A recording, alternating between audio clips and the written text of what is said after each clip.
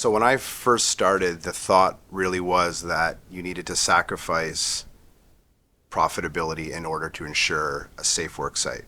Our mission is to prove that that is not the case, that safety actually drives efficiency and profitability.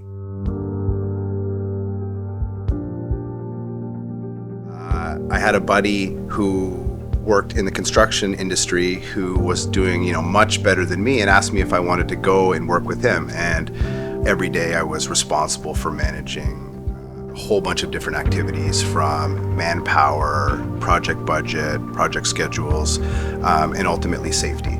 And over my 10-year career, I saw a huge change and push towards regulation and documentation in general. My company, who was doing, 200 plus million a year in revenue, was asking me to write notes on a piece of paper, take pictures, and send it back to the office. So ultimately, I thought there had to be a better way, and we built this company around those inefficiencies. When coming up with this idea for this product, it was really inspired by my everyday work life. Near the end of my career, I was, cutting something that I had done a whole bunch of times. Ultimately, was really complacent because this was an activity that I was used to doing over and over again.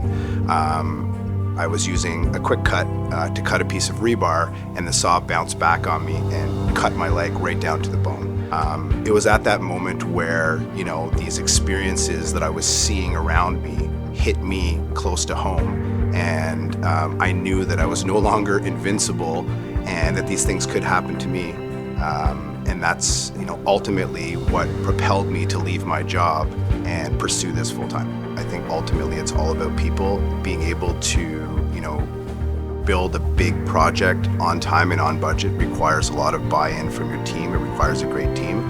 Being able to scale a software company requires the exact same things. So a lot of those skills carried over very well.